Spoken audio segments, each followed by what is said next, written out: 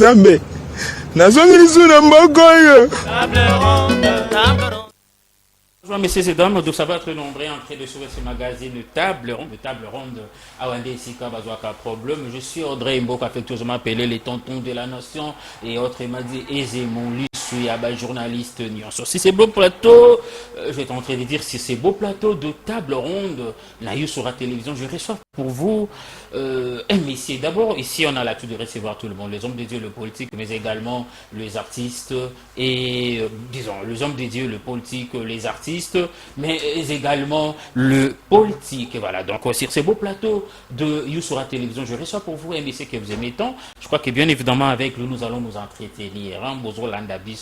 En tout cas, on est en direct. N'hésitez pas surtout de nous joindre en contact où ils ont le plus 243 89 59 76 394. Il s'est passé plusieurs choses dans la ville province de Kinshasa. Babouki na Est, Babouki na Ngambu, Babouki. Mettons Bakubuka.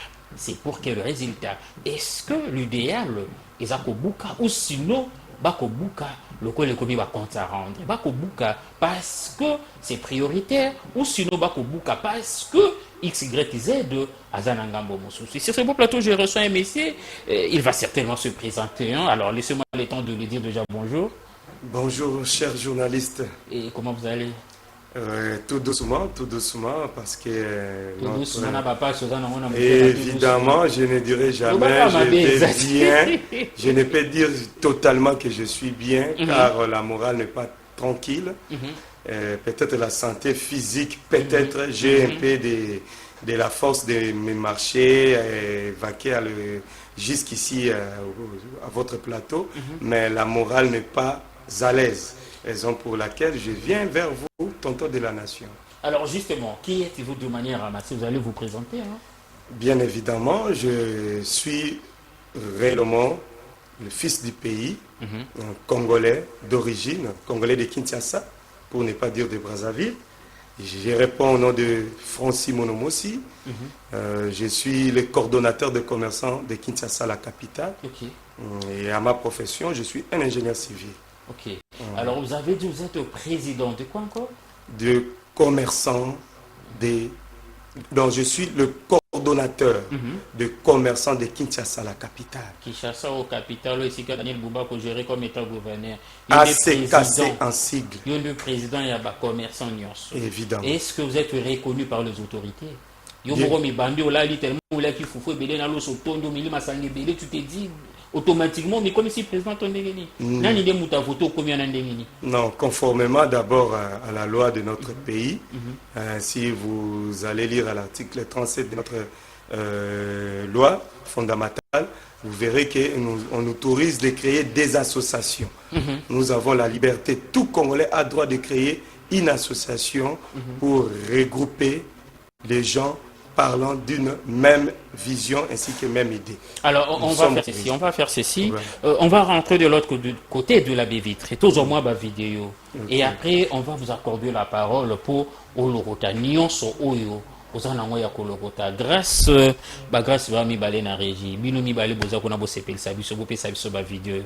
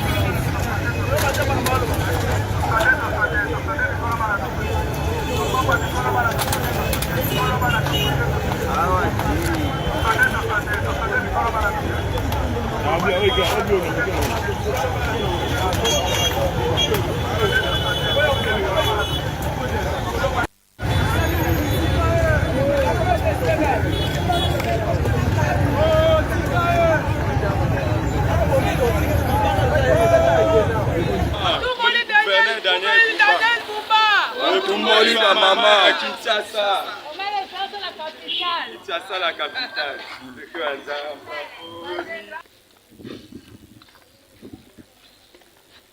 Mingi basha. Okoma.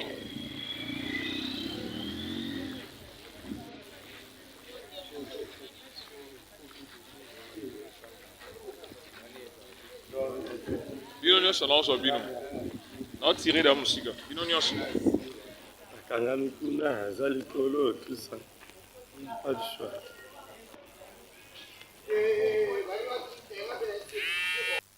Akangami kuna aza likolo tout ça.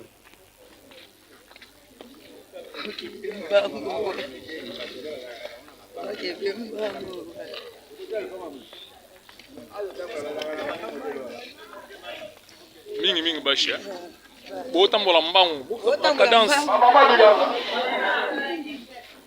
bobi pasi obilangezaka mpo bokambuma kongo tosikoka français te mpo toneki mitema ya soso nakosi meme président Fati Beton azoluka bato ya malamu oyo bakoede ye mpo amaterialize vision ya le peuple d'abord azomona bango te likolo ya mitema dukuduku ese tokosi mokonzi na biso ya kongo aza motema kofungwama me bakolabora bamama bilanga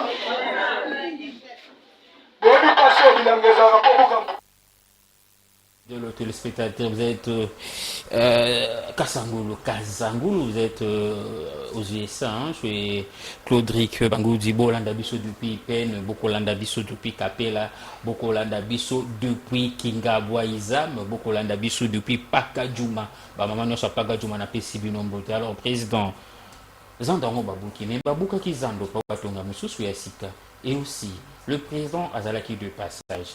Nenga bandeki koleka amonite deux ordres Isaiah Makas. Mabeza koteni. Bino boni wondo teka na balabala. Vraiment, monsieur le journaliste, Molobeli Abaimboka, Toya Wapote Total.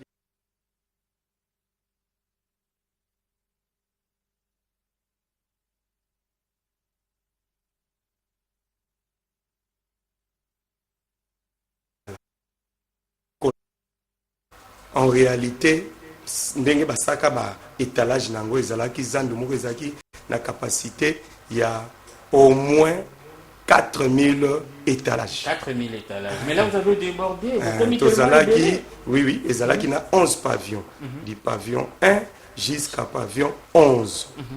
Donc oyo sengito yeba ya liboso nanu toza ko pesa longoni na papa mokonzi ya mboka pona vision oyo aeko moderniser zandu ya munene atongiango na ba contexte moko oyo ezali na capacité ya accueillir même plus de 20 000 personnes. Donc c'est-à-dire ndenge tozaki na zandu akala tolongwe basali biso zandu ya sika. Alors sans oublier zandu ya sika tango bandi ko sala yango ba deguerpisaki biso. Basengaki na biso to longwa po ete zandwana biso ba commerçant ya Kinshasa la capitale, je voulais dire balobaki ete to longwa pamba te zandwana ekomi d'abord na ekomi na vieille construction ekomaki pe risque ekomaki mukolo. Donc zandwana ezalaka érigé depuis 1975 l'époque a fait maréchal Mobutu paix à son âme. Zandwana esalaki mikolo ebele ti kokoma na 2021 oyo mokonzi mboka 2020 disons o mokonzi mboka zwaki mikano ete babuka yango po ete batonga zando ya sika. Alors dans ces temps-là tango mokonzi mboka yaki na likanisi wana toboyaki yango kaka te toyambaki yango pe topesaki ye longoni ezaki likanisi ya mabe non ezaki likanisi ya mabe te totalisaki nde baninga misusu oyo bazalaki komilela na tango wana vers 2020-21 papa mokonzi mboka alansaki vraiment écoute na ye alansaki écoute na biso tozalaki koteka nzinga azwaki quelques délégations. Et en plus, biso aux associations des commerçants, azwaki quelques commerçants et à cette époque, azwaki même na bandeko babinga ba syndicat. Nde akendaki na bango kuna na palais présidentiel. À l'époque, azalaki na conseiller spécial na ye, azalaki chargé des missions de l'époque. Non, c'était Vidier Timanga. C'était Vidier Timanga. Oya azalaki, je salue aussi à passant Vidier Timanga. yende muto azaki chargé de mission. Non, non, to flatté était, to sepeli quand même, il était un homme brave.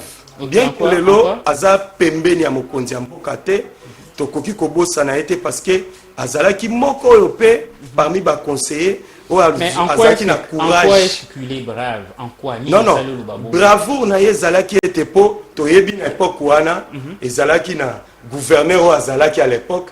Oh, à l'époque, oui. Non, non, na yepona ba kombo kakate. Non, non, à un certain moment, quand il s'agit de citer le nom d'une personne. Bien sûr, na ndenga mabete. Yenda zali chef ya, premier chef ya Congo Mobimba. Voilà, avec beaucoup de respect. Du respect. Place Sengi Totanga, Totangi. Nazo kende pona ko apporter lumière na dossier ya marché central. Alors, na o etali démolition. Il y a Zando Yakala, on a lobby, on est qui vieille construction, vieille construction ici les mbaki, mokondiambo katali abinono, banambo kanangai, bauti ko voté nga récemment, na période dans zaki na début à mandat na ya premier mandat. Alors bino bauti ko voté nga na koki kondimate, peuple o e voté nga ba demeurer na condition ya oui, parce que zali condition moko o e ko causer ba préjudice na mikolo koya. Donc Zando moko est transformé en poubelle. Okay. Et alors na motema na patriotisme, na humanisme ya mokonzi mboka Félix Tshisekedi Tshilombo aye ko juger bon abinono na préféré bo tobuka Zando oyo yakala to tongela bino Zando ya sika pona bolamu na bino pe na ba oyo bakoza bakitani na bino. Donc avenir nde tozwaki penza idée ya papa mokonzi ekolo Congo Félix Antoine Tshisekedi Tshilombo na maboko mibale toyambaki yango et suka kite tozo féliciter monsieur Vidier Timanga lelo azalaka lisusu te na kati ni à collège ya ba conseiller ni conseiller spécial, mais à l'époque yende muto ayaka pembeni na biso azui ba déshydrata tope ba mikakatano po ezalaki ya biso ba commerçant ya marché central de Kinshasa. Je précise d'ailleurs, ngai nazali précisément na Dimare, Wakading Dimare. Wakading Dimare. Et yambaka batu nyonso. Et si lelo ezali transformé. Lelo ezali transformé za lisusu ndenge bozo kanisa wana te.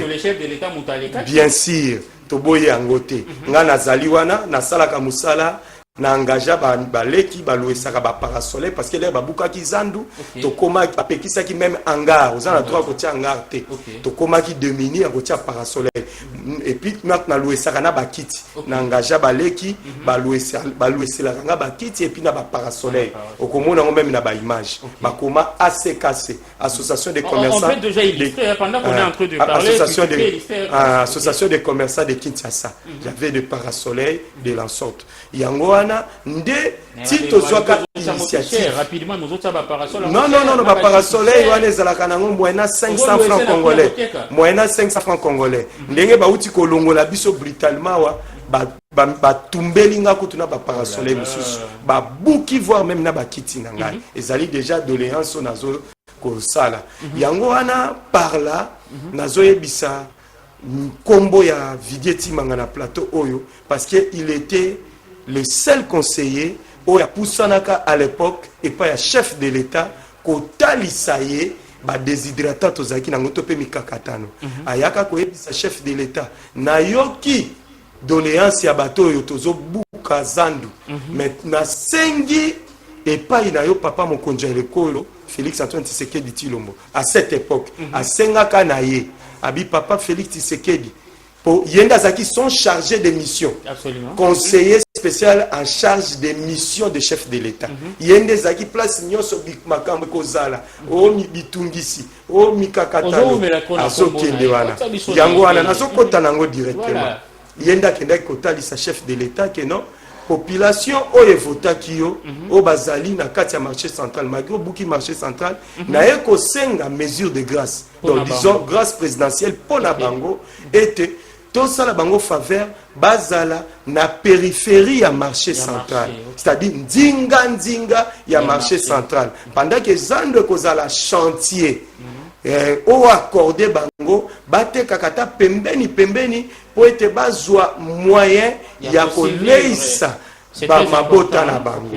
En tout cas nzamba pambolaka monsieur Vidier Timanga na zongi penza na koki kozala vraiment ndenge totangela kombo netro apparemment hormis makambo asala ki moka tubu bianza pe na ndenge système to kutanaka pe na yete po azalaka vraiment monsieur n'est pas que c'est son travail. Ezalaki travail né à l'époque wana. Merci beaucoup. Tozo senga pas chef de l'État.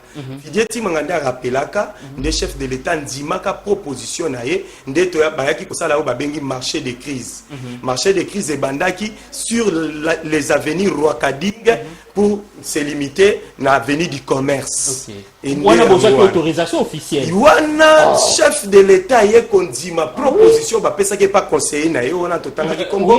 Nde aye kopesa autorisation alobi non botika peuple na ngai bate kakata pembeni pembeni po basengi baleli bitungisi na bango en attendant zando ko banda ko tonga makamalembe malembe bango pe bate kaka muke muke et puis apesa ki condition alobi lokola zandu ezali officiellement construite bateka bafutaka ata taxe moko ya l'état te.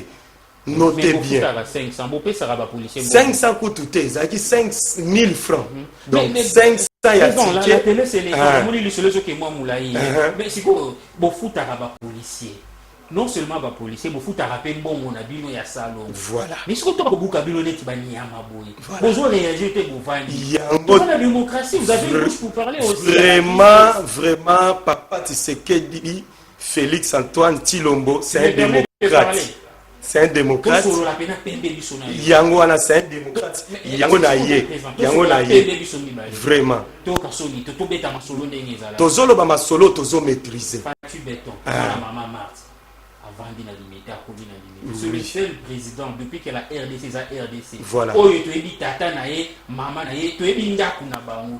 Vous avez la facilité de fois ya kobeta lisolo nae parce que ayemi ndenge tozalaka na ki. Yango kopesa biso accepter ya ko déborder mais au moins to sala pour ça so ndenge seigneur. Alors, ce qui déjà batu baye bazo traiter binoneste ba nyama. Yo fatia yebiote. Bien sûr. Bien sûr. Bien sûr.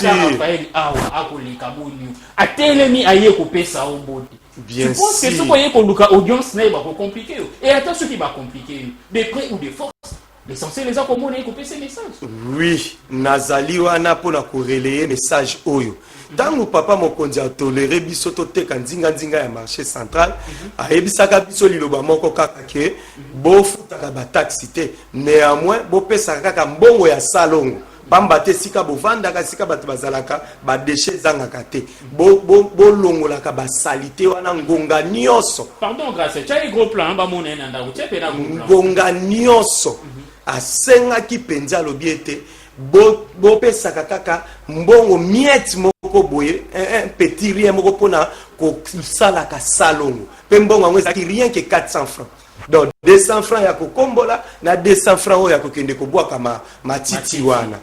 Kende tangu mokonzi ya mboka na biso Félix Tshisekedi aye ko zwa lisusu na mandat na ye en 2023 après les élections de gouvernement ya sikaye ko salema. Et puis, baye ko voter gouverneur ya sika otozana ye papa Daniel Bumba Lubaki aye ko zwa sikoyo bateau de commandement à ville province de Kinshasa to ye ko mona makambo ye ko koma bongwana et comme un peu compliqué to ye ko mona ndenge oyo ye moko bokonzi mboka constataki aye ko tala ndenge auti ko mona lobia. Donc pour l'information toyaki comme une équipe moko yewana équipe ya crise ya marché de crise oyaki et ko sala ba taxe de perception ba percepteur baye ko yebisa biso non il faut pesa ka 500 francs ya ticket na 500 francs paye ya salongo ba imboka bana kitsa sala capitale bolandanga malamu. Tandis qu'à l'époque papa Félix Tshisekedi a pesa ki biso ndingisa to futaka taxe à l'état. Pendant tout ce temps, pourquoi vous avez qui bouchibé? C'est ça. Yangoana na ye ko pesa clarité ko éclaircir ba imboka ba yeba. To komaki ko pesa lokola 1000 francs. Avant Papa Tshisekedi, Félix, le chef matin, de l'État. vous donnez le policier. Le soir, ou sinon les Le après, policier, vous donnez le d'ailleurs. policier. Le soir, vous donnez le policier. Les policiers, s'il faut braver, il faut dire haut et fort, les policiers n'avaient pas les droits. Il y avait des percepteurs. Ok. C'était du rançonnage. Ok. Ce n'était pas réellement les taxes officiellement comme exigé. C'était du rançonnage.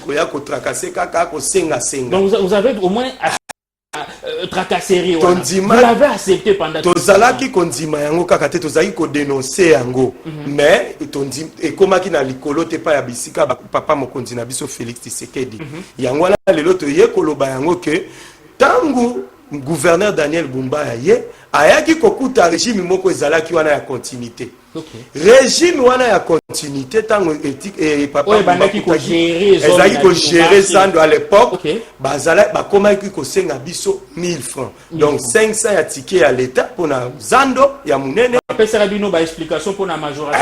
bayaki koloba non awa eza wana il faut percepteur pe bazala quand même motivé tozala misala belé. Motivation ou t'es pas na bino, c'est l'État qui doit payer.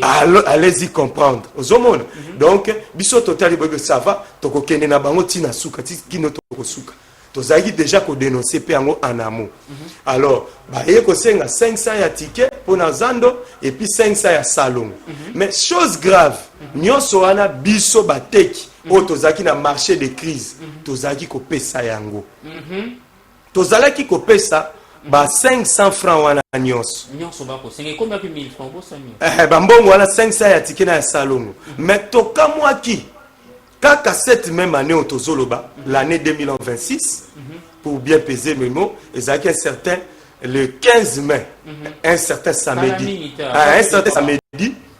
chef de l'État a surpris qui Moutounyos, y compris même le gouverneur de la ville, Azalaki, il était dans d'autres occupations, Bisso n'a eu raison. Cabinet l'odé Azaki en déplacement. Cabinet n'a eu le babi tellement atiki bo soto na Zando yango Bumba mais cabinet ne lobaki Azaki en déplacement. Non, biso yo tolobaka source réelle, tolobaki loka soupçon te ka kimi to salibo. Poto yebaki raison d'être, il y a absence, il y a chef, le chef était de l'autre côté à Djili, à Sinisi, à Kiti, na Zando Amunene. Biso tolobaki ba n'importe quoi te. Poto yebaki déplacement ya gouverneur de la ville Daniel Bumbate. Biso observaki kaka. Est-ce qu'il y a déjà pour visiter Bino? Jusqu'à présent officiellement depuis ba bengani batu officiellement na Zando biso na tomoni ete donc Bino oza bana bitiki tomoni ata mutu nde yango message clé na ye nango awa message primordial na ekopesa na nzela etando eke kobanda le 15 mai mokonzi mboka le 15 mai 2026 mokonzi mboka Félix Antoine Tshisekedi ayaki na Zando ya monene qui dit marché central oya constataki na misu na ye ete Zandu et baby davantage. Ndinga ya Zandu atikaki bisoto teka. Zandu et baby davantage. S'il vous plaît, il y a des gens qui sont déjà en train de nous appeler. Alors vous avez intérêt de le faire rapidement parce que l'atelier c'est l'État. Si vous avez à dire, appelez-nous rapidement de manière à ce que Tozo Yamutuya Oyo Ozanango ya Koloba. Alors Tozo na président mais boutier gros plan amona nanda kubalu la eba c'est la peine à Malobaza Koloba. Vraiment Tozo lo ba makambo Tozo maîtriser. Nous sommes là avec Bande Konabiso ya ba commerçant na marché central pendant un long moment. Donc tangu mokonzi mboka na biso auti koleka récemment awa le 15 mai mokonzi mboka yesu ko constater que salité mati makasi na nzinga biso tozalaki ko koteka or accordaki biso ngolu atikaki biso tozala na périphérique ya Zandu ti mokolo kosi la bongo tozonga na Zandu ndenge ye moko papa Fachala kaka biso ki akotongela biso Zandu asika poto tozonga kuna toteka na ba condition elamu na ba condition o esengeli. Alors kozonga na biso tozali kozela yango tozala surpris moko mokonzi mboka autaki de l'autre côté na Nchangu aye ko kitela biso na Lukunga na marché central na Zando Amunene amoni salité nde aye ko interpeller ba autorité de la ville y compris ba chef bazali spécialisé na matière ya gestion ya salubrité ya marché central nde abengi bango abiyebisi bango abime pona nini tisika sikoyo zando ezako demere kaka na salité boy. Mokonzi mboka tuni bango. Pona nini ti sikasiko zando ezo demere kaka na salité boy. Aye ko interpeller même le chef qui est chargé des conducteurs de travaux à marché central. Ok, c'est quoi son nom? Là, j'ignore son nom. Nde abenga kiye. Pour bazala ki bango nyoso kokita ya mokonzi mboka, bazaki même na ministre provincial et infrastructure et travaux publics. Y compris même ministre national aussi, il y a ITPR, il y a Payaki, mais Makambo marché central c'est plus le gouvernorat provincial et non national qui s'en occupe. Ndesika zalaki wana tango commis juste na référence il y a immeuble, il y a Olela. Bao ba yebizando mune ba immeuble Olela sur l'avenue de l'école. Kokoma na croisement il y a pavillon venga pavillon Boling. Nde akomi wana azako instruire pas le ministre provincial monsieur Alain Alain Tilombo, ce qui n'a pas bossani kombo na été. Ayebisi abi mais pourquoi? Please, ministre provincial il y a nini? Il y a infrastructure travaux publics, il y a vu province de Kinshasa chargé à construction non dans bâtiment civil bilo mokandengwana. Donc yende mutu azaki censé kolandela ba travaux ils ont s'effectuer dans la ville province de Kinshasa. Nda instruire mais pourquoi c'est léthargie? Pourquoi nyoso oyo? Nde na oyo bazalaki kotonga. Je vois le monsieur un peu costaud hein. Ouais, il est costaud, robuste comme ça, il est ingénieur aussi comme moi je le suis. Nga nazali lo ingénieur pour na zandouana. Maman nanga tangisinga na mbongo ya zandu. Avant na ko m'appelle lelo nazali ti siko na teka kaka na zandu. Nazana petit commerce nanga na saka na zandu na boma yango te. Naza mwana ya bama. Ba image yango na zomona. Ndenge moko na mesi ndinga nanga na tayel. Yango wana. Donc nazozongela koloba tangu mokonza eza très primordial maloba tozoloba. Tangu mokonza mboka zo benga ayebisi atuniye. Abi me pona nini ti siko depuis zandu yango bandi kotonga. Papa Fatia zalaka polele. Est-ce que vous avez le pouvoir pour asseranda qui compte apparemment ba otambola kaka ditambola tambola bon tababonia. Voilà. Tozo relé kaka oyo mokonzi mboka lobi to bakisi te to longoli te. Et les sous batuna qui mais comment le gouverneur titulaire n'est pas là et le vice Péazat, curieusement le vice était là. Le vice Azalaki. C'est le titulaire Bumbande Azalaki. Et puis il était président. Et oui, monsieur dit il est le vice-gouverneur. To sepelaka na bango nyos. Ah OK, to sepelaka na bango parce que bazaba autorité établie de la ville. Yango na biso tozo benga e. To yebi ke alingaka funa mingi. Mais bango ke azali député ya ville province à Kinshasa. Vous avez le droit de Christelle Voanga. Vraiment to pesi e pembote. Toza na besoin na minute na minute tozo benga. S'il vous plaît président. Même honorable. S'il vous plaît. Mon idée c'est de placer. Au tiers carburant na mbongo na. Na mboka o, il y a des gens à futaka ndaku te, asomba carburant te. Vraiment. Ataka provision te. Nyonso wana bambongo bazando wana bambongo na biso ndete la kabango. À un certain moment, il faut toi ko déranger kabango. Yango moni na place oyo. Non, le ça félicitations, ça merci. Non, ça merci, ça félicitations. Et l'obligation aussi. C'est comme moi. Quand ça la émission boy, j'ai le devoir, l'obligation de le faire bonnement. Si on a salon bonnement, bah le belanga félicitations. Ou le belanga merci, merci pourquoi? Et à nous ça là na bango. Ce qu'on mono lingité au kokité, tika kinde. Le mal est que dans ces pays les gens bah na culture à l'émission, c'est ça. Et le seul, on a zalaka na idée wana, il est déjà parti. C'est bien comme on a eu. L'ancien ministre, oh là là, c'est quoi, il s'est fait suicider quelque part là, Angela quoi lourd, c'est quoi encore les noms? Oh là là, je perdis son nom, hein, j'ai perdu son nom, il était de l'ensemble. Ok. J'ai perdu son nom. Vraiment. On avance alors, on avance. C'est le seul qui a pu démissionner, comme étant ministre, pour nous requêter ensemble. Toujours qu'on encourager à monter, mais tout à la geste, acte ou à poser. Et ça va carrément dans le cas. Vraiment tango mokonzi mboka aye ko surprendre biso po ezaka surprise ya biso nyonso to s'attenda te.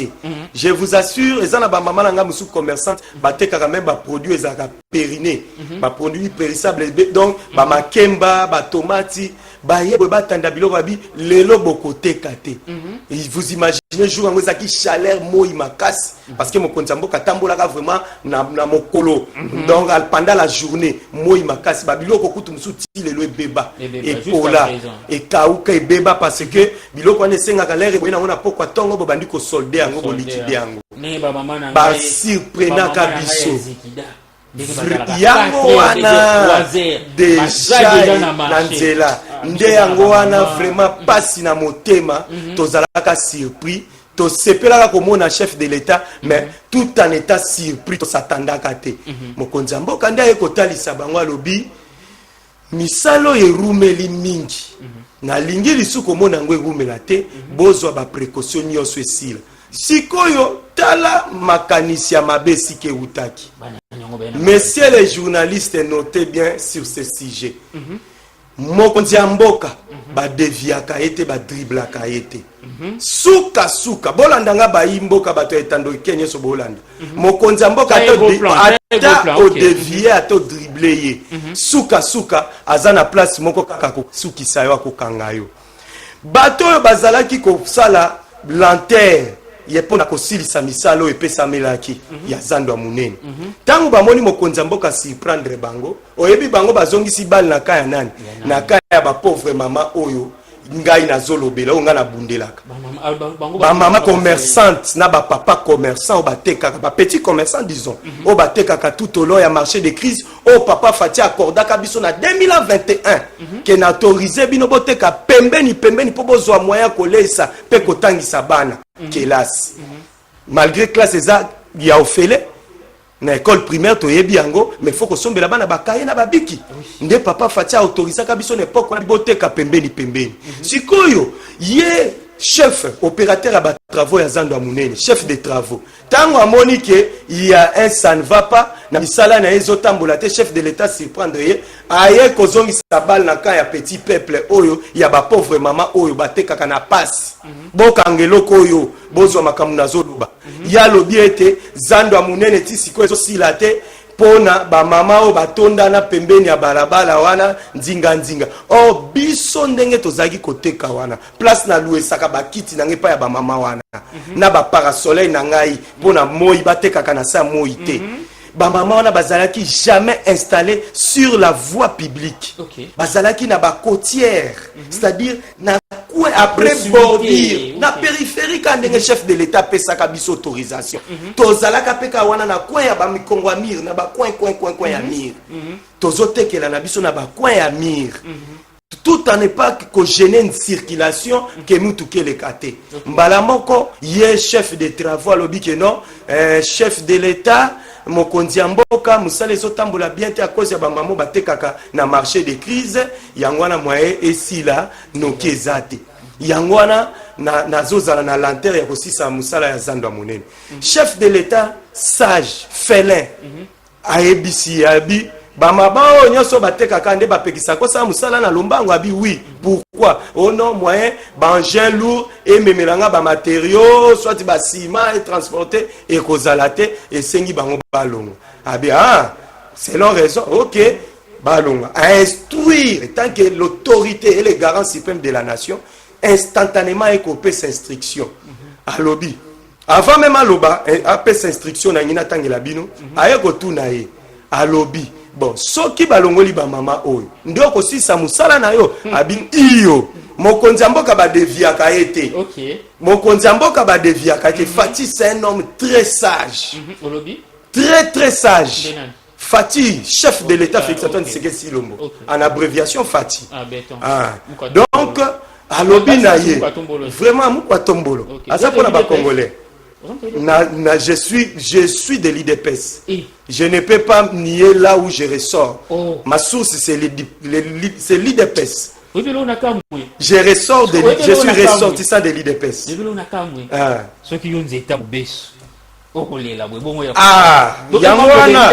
Yangwana zobela ba IDPS obino nyonso bomi benga bana IDPS mbotala nga lelo natikala libanda. Natikala libanda crème intellectuelle au Fatia yebinga bien oui Francis Yakolobezate Francis Monomo Sandengai Fati Beto yebinga de mon nom natal et ayebi que je suis Congo na mona na ekambala moko l'air ayaka ko visiter les travaux de la francophonie j'étais parmi les ingénieurs na 20 mai à Bengangai en plein air ba garde républicain ba pécha kanga biboti kana yebi mwana mobali et puis après ça ka instruction lelo na ko rappeler ngo alobaka bozwelanga jeune homme wana atuna c'est lui-même le chef de l'état Félix Antoine Tshisekedi Tshilombo aloba yango tout o ayebisa même na ye akutu pona ko accuser ba misuta ayebisa ba proche na ye atuni moko azalaki proche na ye rapproché na yebi tu ne connais pas ce jeune homme il est ici de Kingabwa allez prenez-les, amenez-les moi dans ma maison présidentielle. Alobaki na bango ba zonga ba memanga na palais présidentiel. Ba boya ko memanga. Tina lelo depuis francophonie le quartier si là. Na ye ko révéler yango. Je l'ai dit là, tu le dis que yo otiga la bonne na biso. Tona masole bella solo. Ya kolobezali belé pona bolamu ya mboka. Moi, j'ai été toujours objectif et non subjectif. Okay. J'ai été toujours objectif, même quand j'ai ressortissé à l'IDPS. Tu as dit que l'IDPS est bimisi soto zolobo. Même papa n'a biso la belle même de Omalan. Azam moko abuta na musisi à l'IDPS. Na ba biso pelelo. Il y a la priorité na biso. Azalaki na IDPS. Azalaka.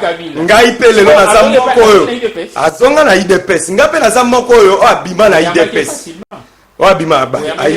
IDPS, conformément à l'article 4 de son statut et 5, et lobby l'adhésion et la répression du parti, c'est libre. C'est un parti libre et démocratique. Koko tapé ko bimezaka libre. Azaline Deko, ma bena yende, azamwana wa utaki na ndako. Ma bena ye mwana bungaki. Soki azongi na ndako kozonga biso nyonso tozaba no tobimi na IDPS bien que lelo na esiko nazali nazolobela susu IDPS kaka te na lobela nde nation makambo nanga etali nation. Je viens de me rendre compte vu les temps te rekomati na suka non ya kolobezali belé yango kolo ezo ya semaine ezo ya le BD na RO bakanga bazwa rendez-vous tozala sunu ebele bokanga bozwa numéro o bazana posa boyeba Nazana boîte à Pandore et Belé na rolobela sur cet état congolais. Toza bano tozalaka pe toza mieux placé mieux informé pour na masolo ya mboka Congo. Protéger, j'aimerais bien utiliser numéro na pour na mboko toza na batamala na batama. Na bandi numéro ezali. Courage à dénoncer loko. Vraiment. On a biso ba bengo pour na film. So biso to mesa na kofinga ma air nyonso. Kanga dati alelo. Kanga de présentateur à magazine ya magazine. Oyo bimona ngana na bimona ngana de mukolo nzoto. Kanga date à le 12 août, le 12 août 2026. Donc, pas si auto subir le lot. Na malobo na kobimisawa, pas si auto subir le lot. Yamdenga mabete. Pas si oyo. Non, Nathanaël na biso azali génération na biso o biso nyos tozo féliciter. Yamaloba mabe ezalité. Pas si o biso ba commerçant ya ville province à Kinshasa tozo subir et outi na marché central à cause pas si oyo pas si auto subir biso ba commerçant ya marché central à Kinshasa précisément Zando Amunene marché central ezali à cause ya mégestion ingérence oui ingérence oyo ya ba autorité de la ville non tozo bombanate oh mais qui gère tout le marché urbain de la ville? C'est le gouverneur. Ah mais oui. Pas si outie pas naie. Pas si tozo mona outie pas ya mutu mususu te. Ti chef de l'état siliki pour azwa papa général Kasongo Kabwiki aya ko placer a placer pour nani. A placer parce que ayemo ko palper du doigt qu'il y a la mégestion. Il y a l'ingérence. Babengani biso toye ko sibir na lelo basoda marché central est comme militarisé à cause il y a ingérence wana. Les gens témoignent actuellement kokota na zande komiki mais okokota na $100 bien sûr que ça. Bien sûr que ça. Bien sûr que ça. Vous voyez que le malheur des uns font aussi le bonheur des autres. Absolument. Mais si ko biso to sibir na ekolobela individuellement te na ekolobela ba maman nanga je suis le plus populaire. Tala ba maman ba au marché toujours na kombo ya ko tele ya mokonzi mboka te mais na kombo ya ko senge pa ya mokonzi mboka ba image nanga yango wana. Non bazo illustrer je suis parmi le populaire actuel. O akendaki ko réconscientiser ba maman wana été ezali faute na biso moko kaka te ni faute ya mokonzi ya mboka mais ezali faute ya bayo bazali nzinga ya bakonzi na biso particulièrement baconseiller mingi baza mokonzi ya mboka Félix Antoine Tshisekedi Tshilombo chef de l'État o bazali spécialisé en matière d'environnement bazali ko conseiller bien pété bao bazali spécialisé en matière d'environnement et maintenance de propriété bazali ko conseiller mokonzi ya mboka bien té oui parce que mais non si seulement si bazalaki ko conseiller malamu tozali na ba organisme tozali na ba office ezali spécialisé en matière de maintenance et propriété dans des différentes villes telles que OVD. OVD ezali structure spécialisée pour le ville, pour maintenir de propriété, drainer, urbaniser, asphalter, disons asphalter le ville. Toyeli susu na ville province à Kinshasa tozaka na structure moko très spéciale o babengango Raskin. Est-ce que boye bakango Raskin ezali régie dirigé par actuellement na mwana mboka j'oublie son nom. Fils Moukoko. Yende mutu azali ko assumer surtout responsabilité, c'est le responsable numéro 1 pour le moment, il y a Raskin.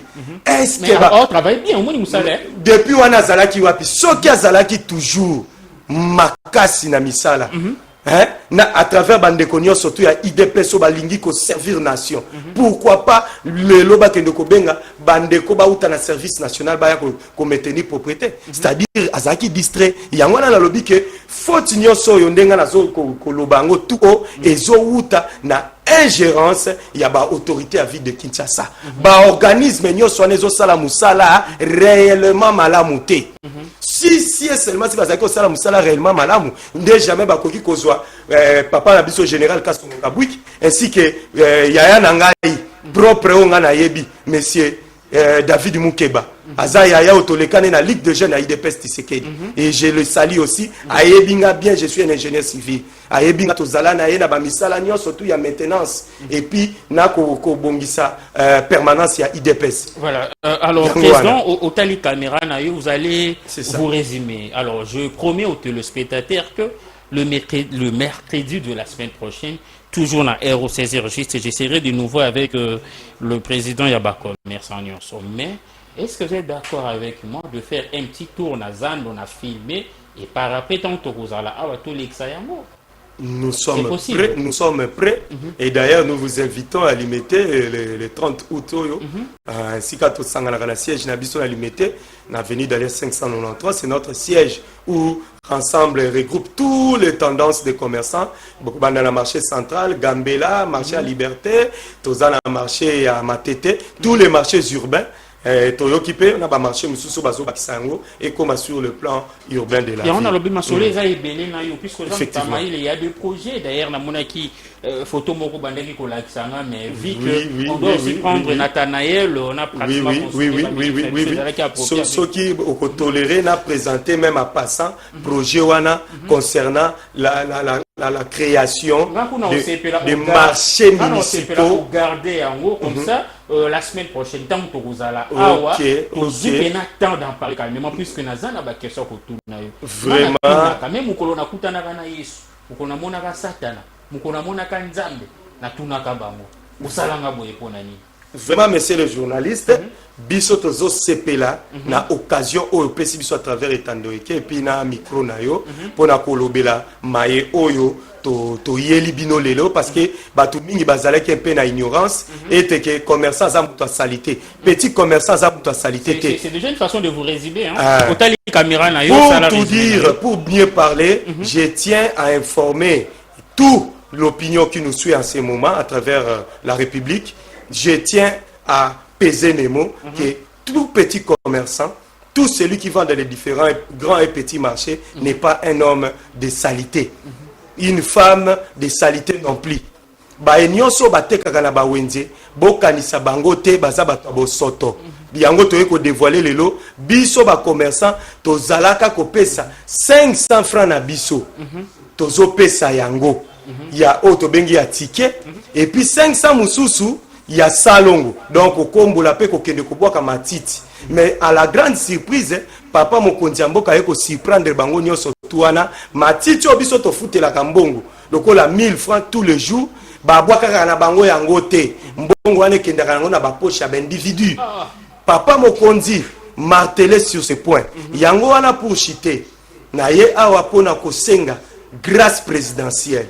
Papa Félix Tshisekedi Tshilombo, l'homme de la nation, l'homme au cœur patriotique, l'homme de l'humanisme.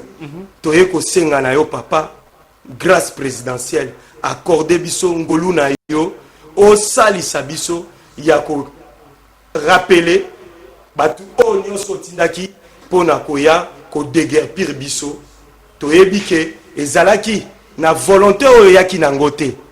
Papa Mokonzi oyaki nde kozala surpris nde na pasi na motema nde ozwaki décision wana. Yango papa tosengi yo olembisa mwa muke décision na yo. Toyebi ke ezali papa apesi etumbu na bana o babengaka mesure des parents. OK. Ezalaki mesure des parents au papa Félix Tshisekedi azaki pona biso ba commerçant ya marché central. O sala biso ngolu o tikela biso ata période oyo ya rentrée scolaire. Pamba te o tikela si ya ofele yango wana biso pe tozolanda lokolo wana toujours na ndenge ya ofele to sombela ta bana bakaye na babiki na ba uniforme po ete tozwa moya kozongisa bana na kelasi. Ba soda bazali na maloba na yo pesa ki bango ete toteka na zando ya munene te pene pene ya zando ya munene te ti zando ya munene kokende na kosila mais tomoni zando ya munene nano esili te yango toye kosenga à travers moi le coordonnateur de tous les commerçants de Kinshasa la capitale ACKC en sigle na ye kosenga ngolu ndengo sala ka grâce présidentielle même na ba politiciens oyo ba sala yo mabe mais olimbisa bango ba misu bakende étranger contre yo. Merci beaucoup président. Yango ananga na ye kosenga papa Félix Tshisekedi yokela ba mama na ba papa commerçant ya zando munene mawa tote kata pene pene ya ba magasin na principité o ba Congo ba kino ba benga ka prince soit chaussée tote kana chaussée te mais na pembeni ya ba mira magasin. Voilà, merci beaucoup président. Je promets aux téléspectateurs que je serai de nouveau avec ce monsieur parce qu'il a beaucoup trop à dire et il faut tout consommer Boignana et Wana. Alors pour aujourd'hui, ne nous en tenez pas rigueur. On est pratiquement à la fin de notre magazine et on prend rendez-vous pour le mercredi de la semaine prochaine à 16h. Merci beaucoup et de bonnes choses à vous. Vraiment, un grand merci à vous, monsieur le journaliste nationaliste d'ailleurs. Vous avez vraiment bravé la paire et vous êtes un homme brave parce que vous dévoilez très haut tout ce qui se disent trop bas. Voilà, vraiment, merci à vous, papa. Merci, président. Vraiment, c'est à moi vraiment de vous remercier. D'accord, je vous en prie. Merci, vraiment.